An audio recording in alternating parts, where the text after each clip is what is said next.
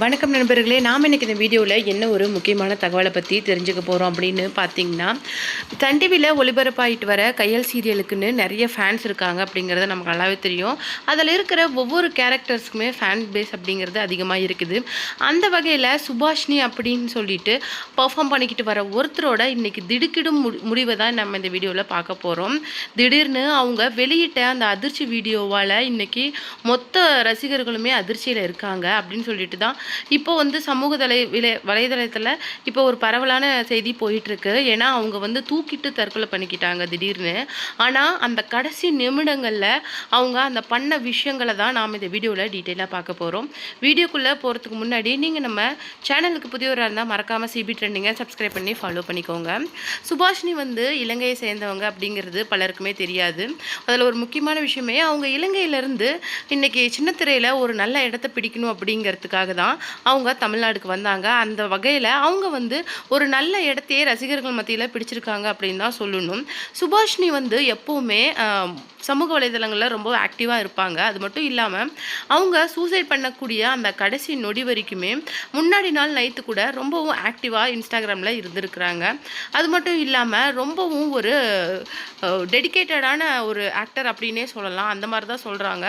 கூட ஒர்க் பண்ணவங்க எல்லாமே அவங்கள சூசைட் பண்ணிக்கிறாங்க அப்படிங்கிற ஒரு விஷயத்த எங்களால் நம்பவே முடியல. ஏன்னா ஒரு போல்டான ஒரு விமன்னா எப்படி இருக்கணும் அப்படிங்கிற ஒரு பெரிய எக்ஸாம்பிளே அவங்கக்கிட்டேருந்து கற்றுக்கலாம். திடீர்னு எப்படி இந்த மாதிரி ஆச்சு அப்படின்னு சொல்லிட்டு எங்களால் நம்பவே முடியல. அது மட்டும் இல்லாமல் கொஞ்ச நாளாகவே கூட அவங்க சீரியலில் கூட ரொம்பவும் அப்செட்டாக இருந்த மாதிரி கூட எங்களுக்கு தெரியல அப்படிங்கிற மாதிரி சொல்லியிருக்காங்க. ஏன்னா அவங்களுக்கு ஆல்ரெடி மேரேஜ் ஆகிடுச்சு. கணவன் கூட ஒரு சின்ன சண்டை ஏற்பட்டிருக்கு. அந்த சண்டை தான் நாளுக்கு நாள் அவங்க 2 பேர் மத்தியிலையுமே அதிகமாயிருக்கு அப்படின்னு சொல்கிறாங்க. திடீர்னு அவங்க ஐயப்பன் தாங்கலில் இருக்கிற ப்ரைவேட் அப்பார்ட்மெண்ட்டில் தான் குடியிருக்கிறாங்க. அந்த வகையில் கணவன் மனைவிக்கு இடையே கொஞ்ச நாளாக ஒரு சின்ன பிரச்சனை போயிட்டுருக்கு. அந்த வகையில் கணவருக்கு தான் யார் அப்படிங்கிறத நிரூபிக்கணும் அப்படிங்கிறதுக்காக வீடியோ கால் பேசிகிட்டு இருக்கும் போதே அந்த வீடியோ கால் அப்படியே வச்சுட்டு அவங்க ஃபேனில் தன்னோட ஷாலை யூஸ் பண்ணி தூக்கு மாட்டியிருக்கிறாங்க. இந்த விஷயம் மொத்தமும் தன்னுடைய கணவர் முன்னாடியே நடந்திருக்கு. தன் மனைவி எப்பவும் சொல்கிறது தான், ஆனால் செய்ய மாட்டா அப்படின்னு சொல்லிட்டு கொஞ்சமும் அசால்ட்டாக அவர் விட்டுருக்கிறாரு. ஆனால் அது மிகப்பெரிய விளைவை ஏற்படுத்தியிருக்குது. அது மட்டும் கிடையாது. இன்னொரு முக்கியமான விஷயம் என்ன அப்படின்னு சொல்லிட்டு பார்த்தீங்கன்னா, அவங்க கூட ஒர்க் பண்ணவங்கெல்லாம் சொல்கிற விஷயம் என்னென்னா, கொஞ்ச நாள் வெயிட் பண்ணியிருந்திருக்கலாம். கணவன் மனைவிக்குள்ளே ஏற்படுற சண்டை அப்படிங்கிறது ரொம்பவும் சாதாரண விஷயம். இன்றைக்கி நடக்கிற சண்டை அப்படிங்கிறது இன்னும் 2 நாள் கழித்து மறந்து போயிடும், இல்லை அந்த காலம் அதில் கடந்து போயிடும். ஆனால் அதை ஒரு பழிவாங்கிற மாதிரியோ உனக்கு நான் யார் அப்படின்னு சொல்லிட்டு நிரூபிக்கிறேன் அப்படின்னு சொல்லிட்டு கணவனோ மனைவியோ ஒருத்தருக்கு நிரூபிக்கணும் அப்படின்னு ட்ரை பண்ணனா இந்த மாதிரி ஒரு விபரீதமான முடிவு தான் ஏற்படும். ஏன்னா அவங்க ரொம்பவும் ஒரு ஷார்ட் டெம்பரான ஆக்டர் அப்படிங்கிறது நல்லா தெரியும். எந்த அளவுக்கு ஆக்டிங்கில் டெடிக்கேட்டடாக இருக்கிறாங்களோ அந்த அளவுக்கு கொஞ்சம் அவங்க ஷார்ட் டெம்பர் அப்படிங்கிற விஷயம் எல்லாருக்குமே தெரியும். ஆனால் அவங்க எப்போவுமே முகத்தில் சோகத்தையோ இல்லை கவலையோ காட்டி நாங்கள் பார்த்ததில்ல. ரொம்பவும் ஒரு போல்டான பொண்ணு. ஆனால் அவங்களுக்கு இந்த முடிவு அப்படிங்கிறது எங்களால் ஏற்றுக்கவே முடியல. இதில் ஒரு முக்கியமான விஷயம் என்ன அப்படின்னு சொல்லிட்டு பார்த்தீங்கன்னா, கணவரோட கண் முன்னாடியே இந்த விஷயம் நடந்திருக்கு.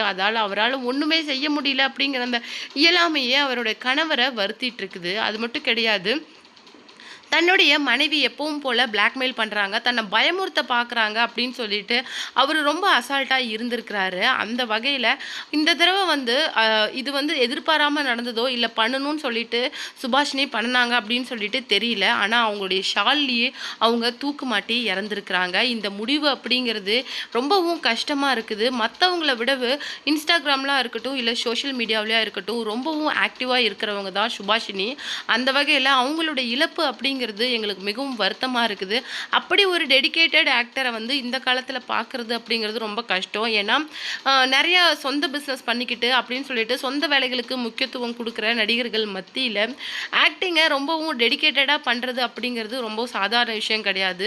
அந்த வகையில் இலங்கையிலேருந்து இன்னைக்கு தமிழக ரசிகர்கள் மத்தியில் ஒரு இடத்த பிடிக்கிறது அப்படிங்கிறதும் ஒரு சாதாரண விஷயம் கிடையாது. தன்னுடைய அந்த ஆக்டிங்கை ஒரு வேறு லெவலுக்கு எடுத்துகிட்டு போய் இன்னைக்கு தனக்குன்னு ஒரு பேரை பேரை அந்த சீரியல் மூலமாக அவங்க உருவாக்கியிருக்கிறாங்க. இன்னும் வந்து பெரிய இடங்களுக்கெல்லாம் போகிற அளவுக்கு ரொம்பவும் டிசர்விங்கான ஆக்டர். அவங்களுக்கு இந்த சோகமான முடிவு அப்படிங்கிறது ஏற்றுக்க முடியல. இந்த சின்ன வயசுலேயே இன்னும் அவங்களுக்கு எவ்வளவோ லைஃப் இருக்குது, பார்க்க வேண்டியதுன்னு எவ்வளவோ இருக்குது. ஆனால் இந்த சின்ன வயசுலேயே அவங்க எடுத்த இந்த விபரீத முடிவு அப்படிங்கிறது யாராலையுமே அக்செப்ட் பண்ணிக்க முடியாது.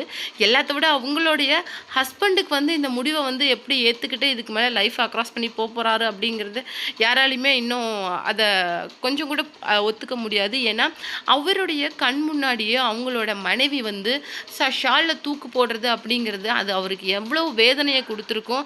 அதை பார்த்தும் அவரால் அதை தடுக்க முடியல, எதுவும் செய்ய முடியல அப்படிங்கிற ஒரு விஷயமே அவருடைய மீதி இருக்கிற வாழ்நாளை துன்புறுத்துகிற அளவுக்கு எவ்வளோ பெரிய துன்பத்தை அவங்க கொடுத்துட்டு போயிருக்காங்க அப்படிங்கிறத நினச்சி பார்க்கவே ரொம்பவும் கஷ்டமாக இருக்குது. அது மட்டும் கிடையாது, சுபாஷினி மாதிரி ஒரு டெடிக்கேட்டட் ஃபெல்லோ, அது மட்டும் இல்லாமல் அவங்கள மாதிரி ஒரு ஆக்டிங்கை ஒரு பேஷண்ட் மாதிரி நினச்சி பண்ணுறவங்க இன்னும் எத்தனை பேர் இருக்கிறாங்க அப்படின்னு சொல்லிட்டு தெரியல. அந்த வகையில் இலங்கையிலேருந்து வந்து தமிழக ரசிகர்களுக்கு ஒரு கனவாக இருந்துட்டு இன்றைக்கி இவ்வளோ பெரிய முடிவை எடுத்துருக்குறாங்க அப்படிங்கிறது வருத்தமாக இருக்குது. அது மட்டும் இல்லாமல் அவங்க அப்படியே கிட்டத்தட்ட விஜய் சித்ரா மாதிரி, ஏன்னா ஒரு கிட்டத்தட்ட 5 இயர்ஸ்க்கு முன்னாடி இதே மாதிரி ஒரு விஷயந்தான் ரொம்பவும் பரபரப்பாக போச்சு. பாண்டியன் ஸ்டோர்ஸ் சீசன் 1ல் ரொம்பவும் டிசர்விங்கான ஆக்டராக இருந்தவங்க தான் விஜய் சித்ரா.